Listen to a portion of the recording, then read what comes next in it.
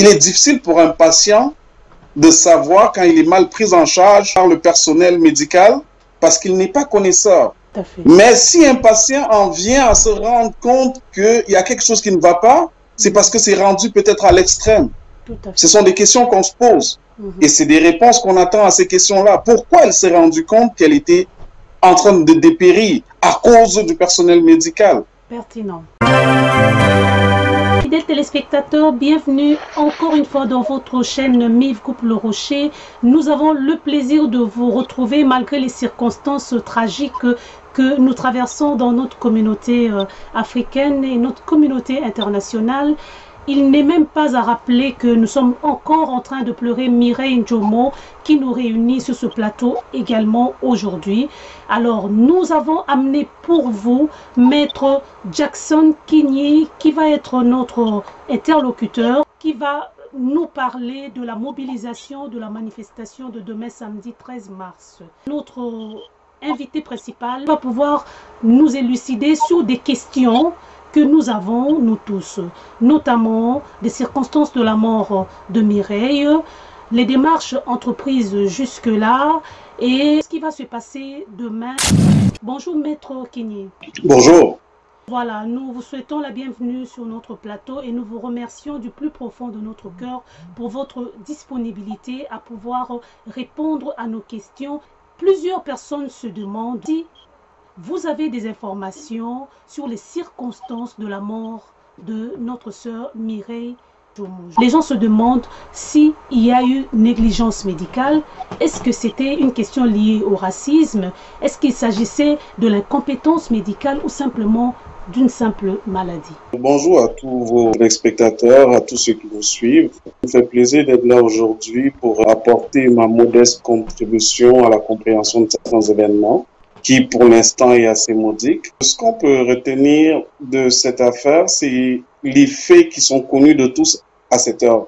Les faits qui ont pu être observés par tout le monde, c'est-à-dire qu'elle est arrivée le 1er mars à l'hôpital pour un problème de hanche et par la suite, elle a été mise en isolement parce qu'ils ont craint apparemment une tuberculose. Et par la suite, ils lui ont administré certains médicaments. Et par la suite, parce qu'on ne va pas dire que les médicaments ont eu des effets, par la suite, elle a constaté que son état s'aggravait et que, franchement, si on continuait comme ça, elle avait perdu confiance au personnel soignant. C'est la raison pour laquelle elle a sorti cette vidéo-là, je crois que c'était le 7 mars, pour alerter en disant qu'elle n'avait plus confiance au personnel, elle n'avait plus confiance aux médications qui lui étaient administrées et qu'elle avait besoin de changer d'hôpital parce que, vous savez, la relation entre un patient et le corps soignant est une relation de confiance. Il faut avoir confiance à la personne qui vous administre des soins. Et quand cette confiance est rompue, il y a eu bris de confiance et normalement, on devait avoir accès à sa demande d'être transférée. Elle a fait cette vidéo-là qui a alerté, je vais dire, le monde entier parce qu'on a eu des réactions qui venaient quand même de divers horizons. On a eu des réactions. La communauté camerounaise et la communauté africaine en général, c'est surtout de Montréal, vu que c'était plus là qu'il était question, s'est mobilisé à travers principalement M. Zambou Joseph, qui est un acteur majeur de la scène de la communauté camerounaise et africaine en général, dans la ville de Montréal. Ils se sont mobilisés, ils sont allés et cette pression-là a fait en sorte qu'on accède à la demande de la défunte et qu'on la transfère à l'hôpital juif. Elle a passé un peu plus d'une journée à l'hôpital juif, puis elle est décédée. À l'heure actuelle, ce sont les faits. Pour le reste de votre question, à savoir s'il s'agissait d'une question de race ou d'un racisme systémique ou de négligence ou d'erreur, à l'heure actuelle, le juriste que je suis ne peut pas s'avancer là-dessus. Il y a encore du chemin à faire pour avoir la version finale. Mais ce qui peut être induit de ce qui se passe, c'est que vu que le coroner s'est saisi de l'affaire, ça veut dire qu'on est en présence du mort suspect. Et justement, on attend les conclusions, vu qu'il y a aussi une enquête qui a été ouverte au niveau du Suisse de Montérégie pour élucider un peu, au niveau de la direction de la qualité, pour essayer d'élucider les circonstances. À cet instant-ci, ce sont les faits. Il n'y en a pas plus que ça. D'accord, merci beaucoup, maître. Donc, vous intervenez au niveau de la famille à titre de porte-parole. Qu'est-ce que cela veut dire concrètement? Parce que nous avons soif de savoir s'il y aura poursuite judiciaire dans ce dossier. Oui, justement, c'est une très bonne question parce que à ce niveau-ci, on ne parle pas de judiciarisation de quoi que ce soit. Parce que les faits tels que je viens de vous les relater ne prêtent pas à judiciarisation. Parce qu'il faut savoir que pour judiciariser cette affaire, je sais qu'il y a beaucoup d'émois autour de ce qui s'est passé. Il y a beaucoup d'interrogations. Il y a beaucoup de gens qui se sentent un peu, surtout à cause de sa vidéo, qui n'ont plus confiance à l'administration hospitalière, surtout de ce côté-là, et qui se disent que sûrement il y a, mais le problème c'est que c'est un processus qui est quand même assez complexe. Pour l'instant, l'hôpital a commis des actes qui, au fil des investigations et des enquêtes, pourront nous dire si effectivement il y a une erreur à quelque part. Et même s'il y a une erreur, ça ne veut pas dire qu'on a une cause pour judiciariser l'affaire. Il faut que cette erreur soit un constitutif de faute pour qu'on soit en présence d'une certaine judiciarisation.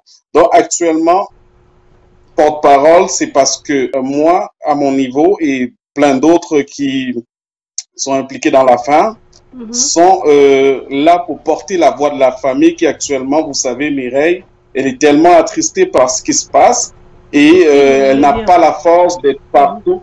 Elle n'a pas la force d'être partout en même temps. Fait que, par exemple, nous sommes chargés d'avoir les autorisations, la déclaration, pour faire la déclaration de la manifestation qui aura lieu. En parlant de la manifestation de demain, là, est-ce que vous parlez des autorisations justement, est-ce que vous avez pu les obtenir? Est-ce que ça a été facile? Est-ce que vous pouvez rassurer les personnes qui veulent descendre sur le terrain? Parce qu'il y a toute une masse de gens qui veut descendre sur le terrain demain. Est-ce qu'ils peuvent envisager de le faire en toute tranquillité? Oui, effectivement, avec la ville de Longueuil, on a eu des discussions parce qu'ils voulaient savoir c'était quoi le but. Ils voulaient savoir où est-ce qu'on devait se positionner exactement, l'itinéraire, s'il y en avait une, et plein d'autres affaires. Fait qu'on a assez discuté avec le service des opérations de la ville de Longueuil. Et on est tombé d'accord, la marche sera... Il y aura des policiers quand les gens vont arriver sur place, il y aura des policiers qui seront déjà là. Et ces policiers-là sont juste pour encadrer la manifestation. Ce ne sera pas dans un cadre répressif. Pour veiller à ce que tout se passe bien. Ils ont le numéro de M. Zambou, Joseph, pour justement être la personne ressource si jamais il y a des débordements. Mais ils ont insisté sur le 2 mètres de distanciation et le port du masque que nous aussi on trouve très, très important en cette période de pandémie-là. Fait que tous ceux qui ont l'envie, le goût d'être là demain, c'est sans crainte, la police sera là pour encadrer, pas dans un cadre répressif. Tout est légal et on souhaite que ça se passe du meilleur possible. D'accord, merci. Nous allons nous tourner vers Maître Kigné. Étant donné que vous parlez justement de cette manifestation de demain, d'où est venue l'initiative de faire cette manifestation? Est-ce que c'est la famille qui a demandé que la manifestation se fasse ou bien c'est une initiative de la communauté? Ça, c'est la première question. La deuxième, quel est en fait l'objectif de cette manifestation? En fait, la famille n'a pas demandé à manifester. C'est l'onde de choc qu'a provoqué la vidéo d'abord dans une première mesure, le décès par la suite. C'est assez effroyable de voir quelqu'un qui appelle à l'aide et qui vous dit qu'elle va mourir si jamais rien n'est fait et qui meurt par la suite.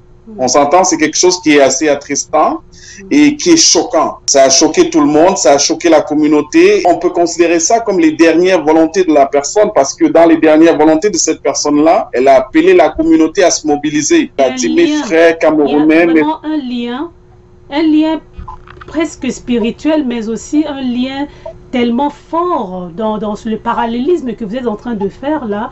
Quelqu'un qui appelle, Mireille appelle à la mobilisation. Si jamais cela n'est pas fait, elle va mourir et elle meurt. Et la communauté saisit cet appel-là pour se mobiliser. Donc la marche de demain ou la manifestation de demain, on peut la comprendre dans ce sens-là? Oui, on peut la comprendre dans ce sens-là parce que c'est la communauté qui a été interpellée. La communauté s'est sentie concernée. Il y a certaines personnes qui ont vu cette vidéo-là, qui ne se sont pas rendues à l'hôpital ou qui n'ont pas demandé des comptes à l'hôpital pour son évacuation dans un autre hôpital et qui se sentent un peu ils se sentent intéressés à nouveau parce qu'ils se disent que ils auraient pu faire mieux que ça, ils auraient pu agir plus tôt malgré que, mais ils se sentent concernés parce que cette vidéo-là, on va dire en quelque sorte, ce sont les derniers mots de la défunte qui vous dit « sortez-moi de là ».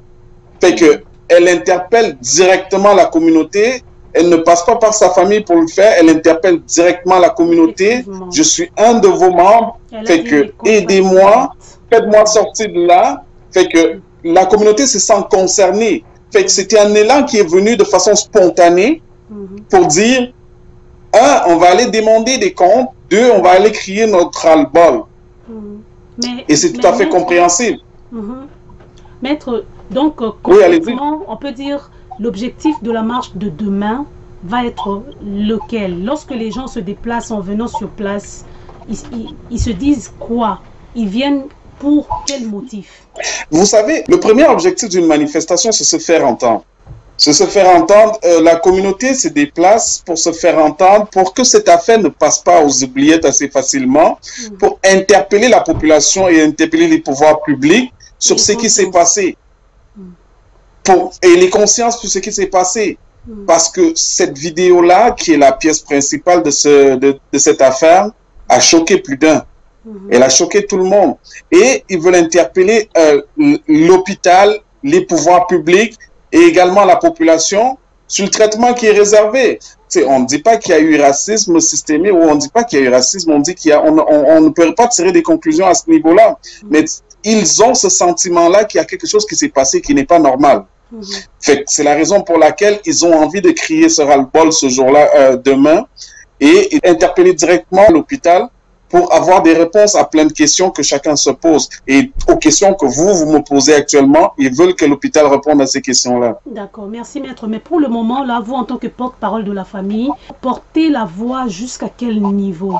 Quelles sont les démarches que vous avez entreprises jusque-là en tant que porte-parole de la famille? Actuellement, il y a cette marche qui va être faite. Il y a déjà beaucoup de choses qui ont avancé. Par exemple, vu que il y a une enquête du coroner, c'est déjà une bonne chose. C'est l'impact que la situation a eu. Et il y a une enquête qui va être faite. Il y a une enquête qui est faite par le CIS de la Montérégie. Ça, c'est l'impact que nous avons eu parce qu'il y a une communauté qui s'est mobilisée. Ce sont des victoires, effectivement. Et juste parce que c'est pas un fait isolé, parce qu'il y a toute une communauté qui s'est mobilisée, tout le monde est conscient qu'on attend des réponses et c'est ça l'objectif qui était voulu au départ. Ok, merci beaucoup maître. Vous savez qu'il existe le ministère attitré au racisme. Est-ce que vous comptez mener vos démarches jusqu'à ce niveau pour que la voix de Mireille s'entende? Et qui dit la voix de Mireille dit la voix de toute une communauté noire. C'est sûr que on va faire appel à tout le monde, à toutes les forces vives, à tout le monde qui est capable d'apporter sa voix, sa contribution dans cette affaire. Mais aller, comme vous le dites, directement à ce niveau-là, c'est sûrement parce qu'on a une conclusion. On n'a pas de conclusion à l'heure actuelle. On ne sait pas ce qui s'est passé. On veut bien savoir ce qui s'est passé. Fait qu'aller toquer à cette porte, c'est comme avoir une idée de ce qui s'est passé. On n'a pas dit qu'il y a quelque chose qui s'est passé, mais on veut juste comprendre ce qui s'est passé. Pertinent. Merci, maître. Pour la manifestation de demain, est-ce que vous avez eu des difficultés jusque-là? Est-ce que vous avez été confronté à certaines contraintes? Oui, c'est sûr que quand on entreprend une démarche pareille, on est généralement confronté. Vous savez, c'est un débat d'idées parce que c'est toute une population, c'est tout un groupe, c'est plein de personnes qui se mettent ensemble pour réfléchir, pour faire avancer les choses. Je ne vais pas dire qu'on s'est confronté à de l'adversité, mais on s'est confronté à des échanges d'idées. C'est des échanges d'idées qui sont généralement à la fin, c'est constructif.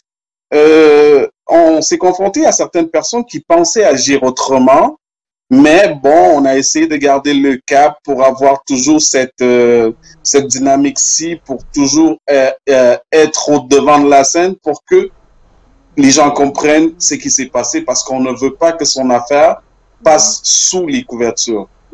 Quelle attitude vous attendez des manifestants demain? Ben, bien sûr, on demande aux manifestants d'être calmes, de manifester. Comme je disais tantôt, l'objectif de la manifestation, c'est se faire voir, se faire entendre. Fait qu'on entend que les manifestants se fassent voir, se fassent entendre, qui portent la cause pour que le monde soit au courant de ce qui s'est passé dans cet hôpital-là. Et avec ça, on aura une force de pression qui nous amènera à avoir des réponses aux questions que tout le monde se pose. Est-ce qu'il y a un code vestimentaire? Parce qu'on s'entend que même si elle est décédée et qu'on n'a pas à l'heure actuelle des réponses à nos questions, on ne sait pas ce qui s'est passé, mais il n'est pas aventureux d'admettre que les circonstances sont trop.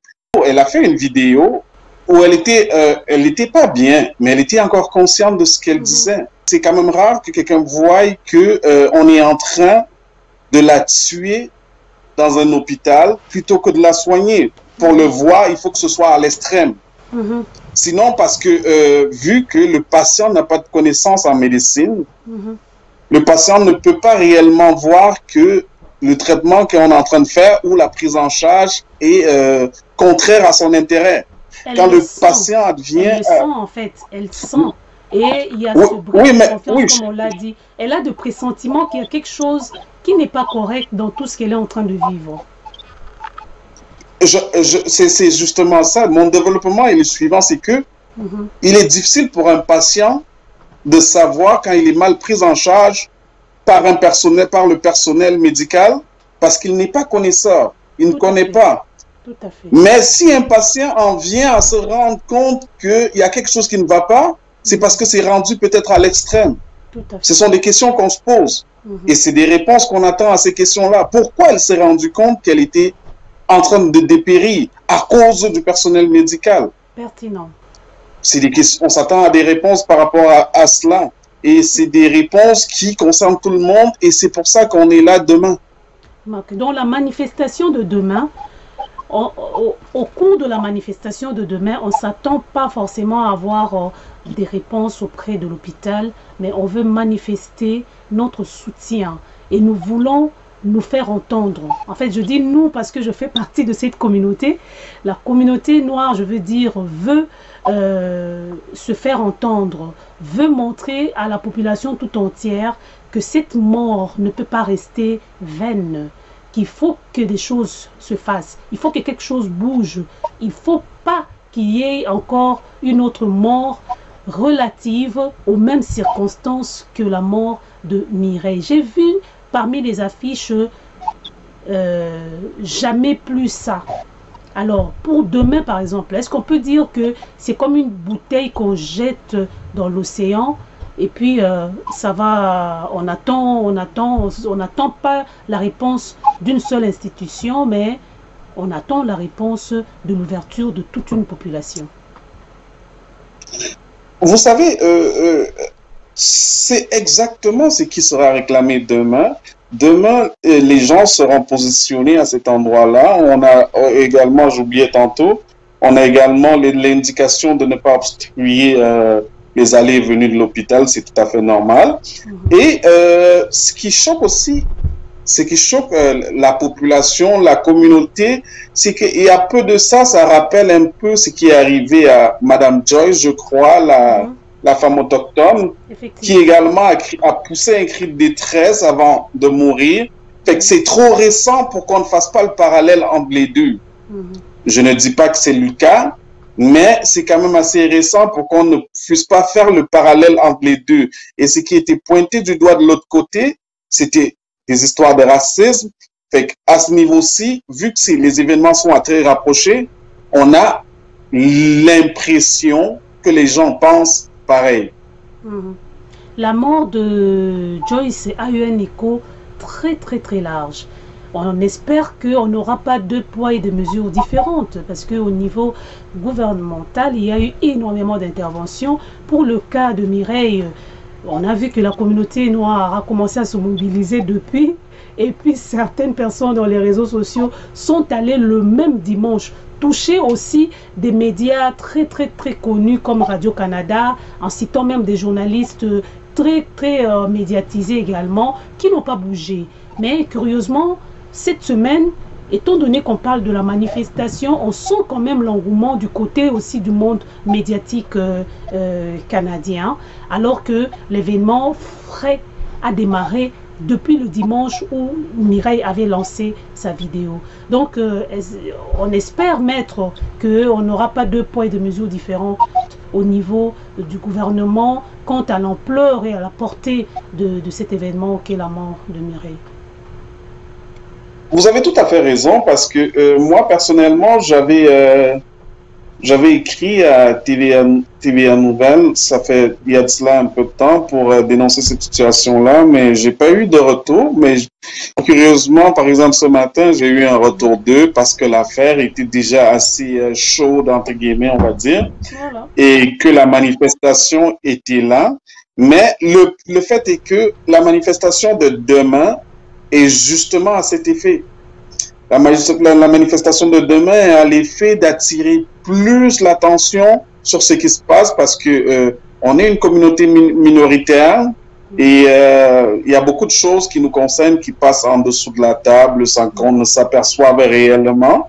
Mais justement, c'est pour ça qu'on appelle beaucoup de personnes à être là demain pour manifester, pour faire entendre notre voix et pour dire que oui, on est capable de se mobiliser pour réclamer des choses aussi dans ce pays. Merci, maître. Dernier mot, dernier message que vous voulez lancer, et vous voulez le lancer à qui?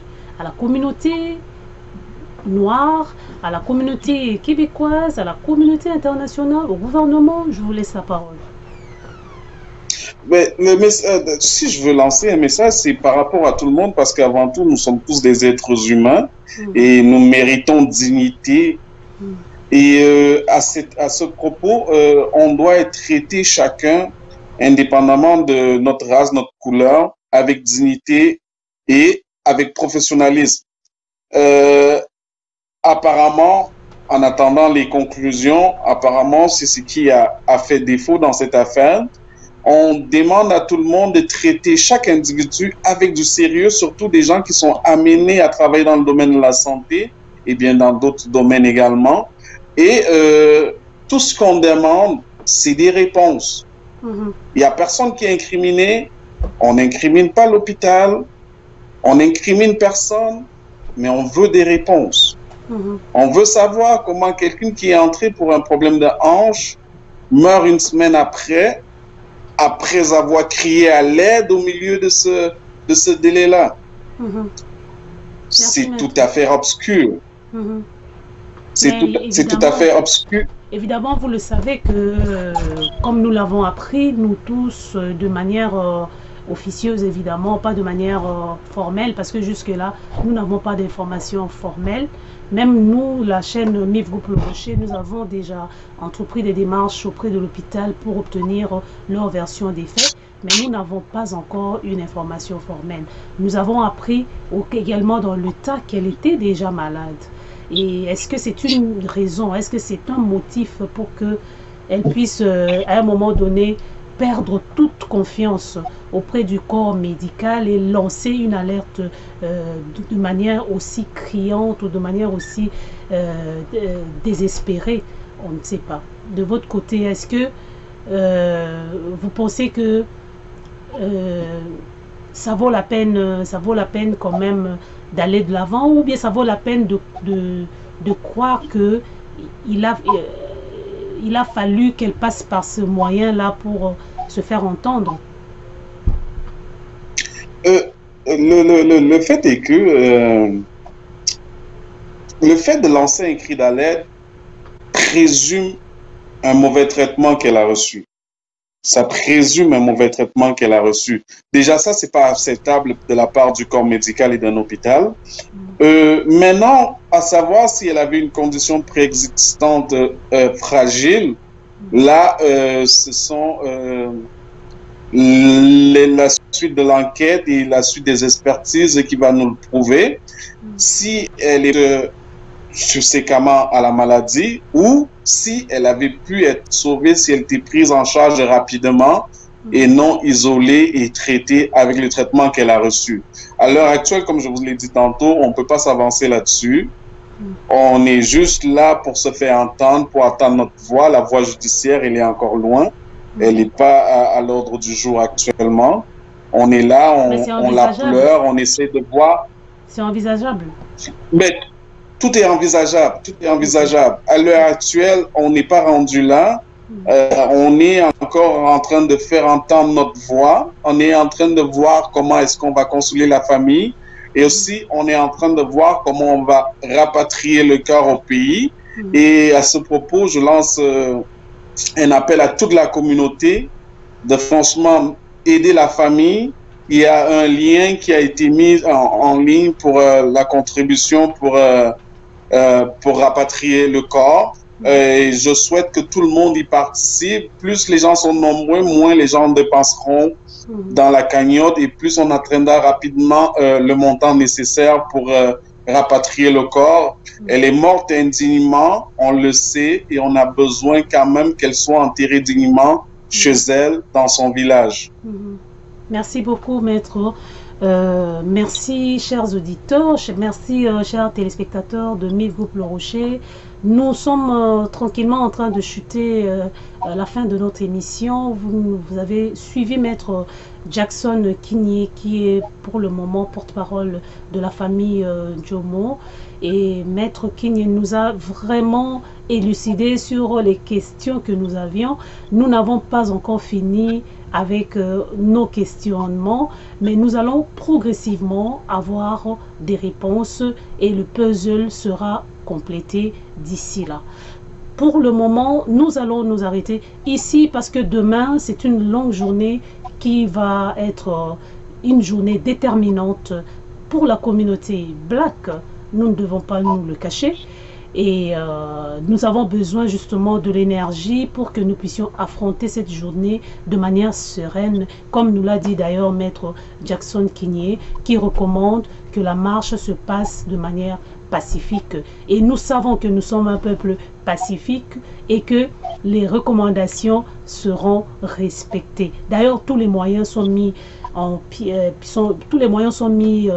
sur pied pour que tout se déroule de manière correct comme d'habitude. Alors nous vous encourageons, comme l'a dit maître tout à l'heure, d'être nombreux. Ce n'est pas en restant derrière nos écrans que nous allons provoquer le changement. Le changement, c'est nous. Ce ne sont pas les autres. C'est nous le changement. C'était MIV, la Grande Royale, dans la chaîne MIV Groupe Le Rocher, dans la réalisation de Henri Djecha, ici à Montréal, d'où nous émettons. Également la technique de Henri Ngoum à partir de Toronto. Nous vous prions de continuer à vous abonner sur notre chaîne MIV Groupe Le Rocher comme vous l'avez fait d'ailleurs et nous vous en remercions encore une fois. Nous vous encourageons à cliquer sur la cloche de notification afin que vous ne manquiez aucune de nos publications. Parce que notre chaîne en fait c'est une chaîne d'éducation, de conscientisation, de sensibilisation et d'éveil des consciences.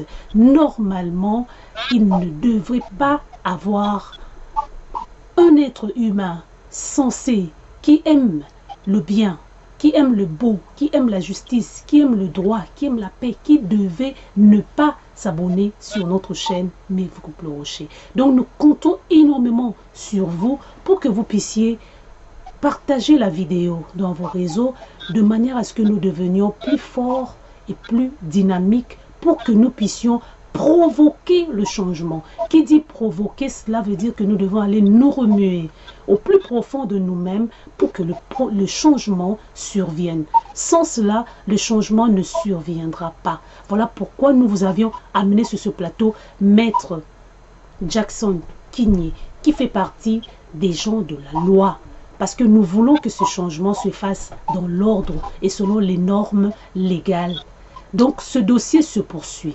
Nous allons faire des suivis régulièrement. Nous n'allons pas baisser les bras et nous n'allons pas rester sur le stade émotif. Nous allons même être encore plus proactifs. Nous avons déjà lancé des appels de témoins pour des émissions à venir. Nous sommes en train de recueillir des informations auprès de toutes les personnes qui ont eu une expérience avec l'hôpital Charles Lemoine. Nous allons écouter ces personnes, leurs témoignages, de manière à ce que nous puissions provoquer le changement. Il y a également des personnes qui se sont déjà portées garantes pour nous partager leur expérience sur les difficultés des Blacks à pouvoir intégrer les milieux de santé pour travailler, mais il semble qu'il y a toujours des blocages. Donc nous ne voulons pas rester au niveau des spéculations. Nous sommes en train d'investiguer et nos investigations, nous allons vous les partager sur cette chaîne MIV Groupe Le Rocher. Donc encore une fois, merci. Nous nous retrouvons demain. La marche, c'est à 15h, de 15h à 17h, devant l'hôpital Charles Lemoine. Le respect de l'heure et de rigueur. Maître Jackson Kigné, merci de votre présence et à vous tous, que la paix règne dans vos familles. N'hésitez surtout pas à pouvoir vous procurer des vêtements de la marque MIV comme ceux que je porte. Vous allez remarquer que nous avons notre label ici. C'est un moyen pour nous de pouvoir subvenir aux besoins de notre chaîne sans que nous puissions faire des demandes d'aide. Si vous vous procurez des vêtements de la marque MIV, vous permettez à notre chaîne de pouvoir poursuivre ce travail de conscientisation, d'éducation et d'éveil de conscience que nous faisons. Vous pouvez également vous référer à votre humble servante que je suis, MIV la Grande Royale, pour tous vos besoins en produits cosmétiques, que ce soit pour les hommes que pour les femmes. Nous sommes ouverts à cela. Ainsi dit, on se retrouve la prochaine, la paix dans vos familles.